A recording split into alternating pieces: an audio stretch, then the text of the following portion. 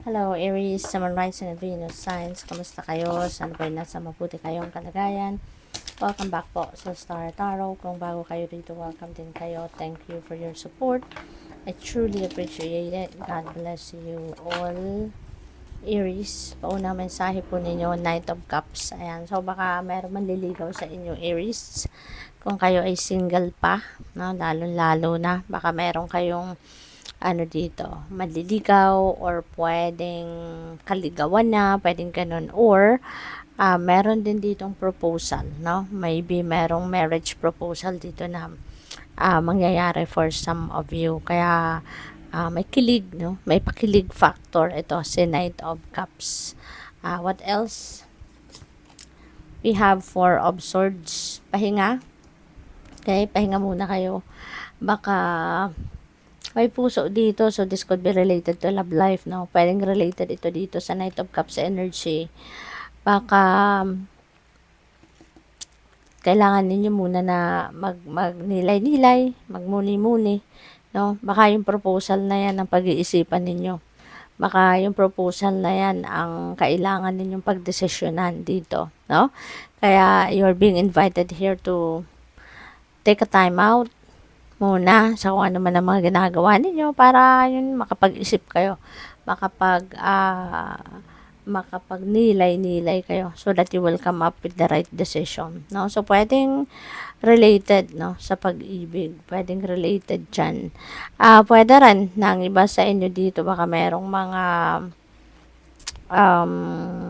tawag dito, merong mga sitwasyon na medyo napagod kayo, you know, pwedeng may mga problema sa love life, pwede may problema in other areas of life, no? At maaari din na busy kayo sa trabaho, yung gano'n. Kaya kailangan din ninyo na mag-replenish muna ng lost energy.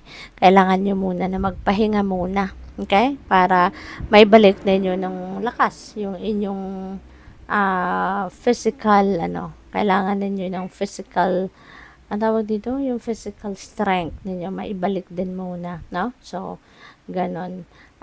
What else for Aries? We have High Priestess. Ayan, listen to your intuition, pakinggan ninyo yung guidance sa inyo ng Divine Universe kasi lalo-lalo na kung meron kayong desisyon na kailangan gawin dito, nag-iisip kayo na nag-iisip, kung wala din naman kayo nakakausap, let's say for example, talagang sinasarili nyo lang, 'di ba? So may stress lang kayo. Kaya ang mahalaga, makinig na lang kayo sa divine guidance, no? Humingi kayo ng tulong, no, from the divine. Magkaroon kayo ng clarity, no, para magkaroon kayo yung clear direction of where you are heading. Kasi divinely guided naman kayo. Ito yung paalala sa inyo ni High Priestess, na makinig kayo sa inyong intuition. Kasi may mga downloads na pinapadala sa inyo, and that is to help you guide and to help you and guide you, no, on how you're going to navigate your circumstances at this time. We have the Hierophant. Ayan. So, probably, may kasalan, no? Maybe napagdesisyonan or mapapagdesisyonan ng iba sa inyo dito na tanggapin ang marriage proposal.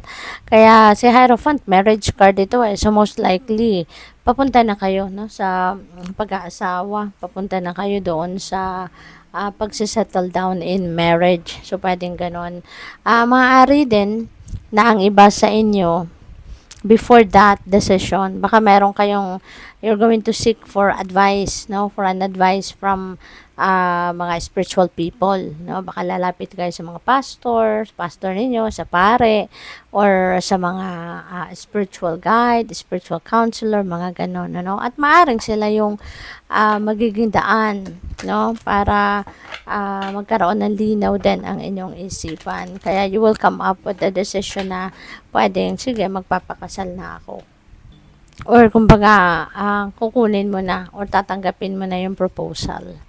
We have solitude. Ayan, ito na nga, kailangan mo ng time out. Four of Swords, kailangan pahinga.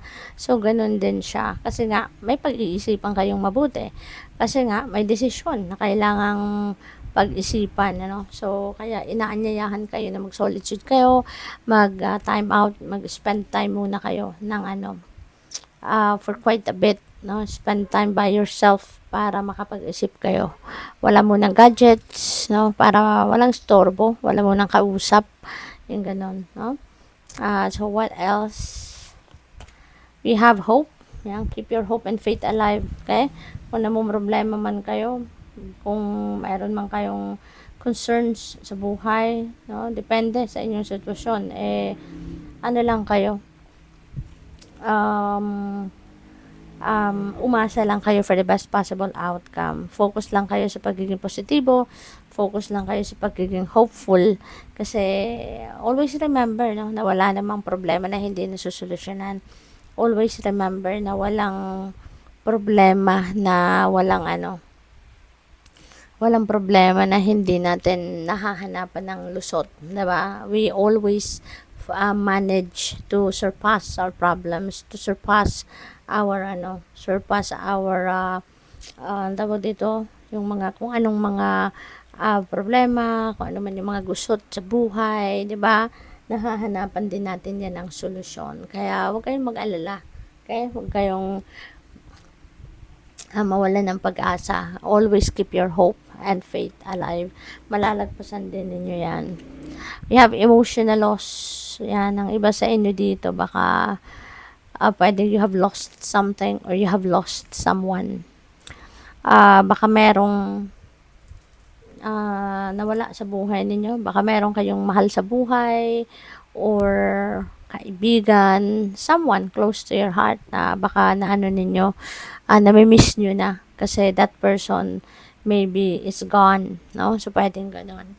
Or, maaari din na meron kayong dito, regrets, no? May mga bagay siguro na nangyari sa ngayon na hindi naging maganda ang resulta, and baka kayo, nagsisisi, no? Parang ganon. We have number 8, positive movement forward. That's really good. This is very positive energy.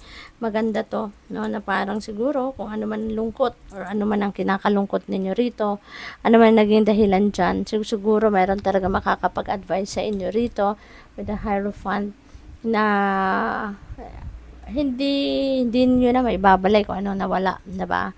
Hindi niyo na yan maibabalik, but meron kayong magagawa pa para mas bumuti, mas gumanda ang inyong sitwasyon at hindi na muling mangyari ang kung ano man ang nangyaring hindi maganda sa buhay ninyo, kung meron kayong nawalang opportunity, naiwanang opportunity or whatsoever, no? So you are moving on, no? You're moving on from whatever sadness or regrets, no, na na-experience ninyo recently. Papunta na kayo sa pag-usad, papunta na kayo sa pagsisimula ng bagong buhay. So, that's good. We have ascending the mountain. Keep going forward. Okay? There's no looking back. Dapat.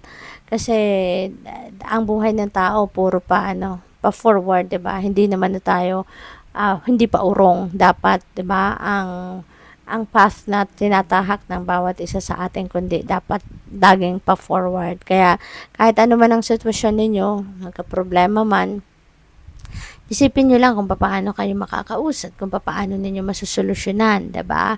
Never ever na sumuko kayo sa kahit anumang problema.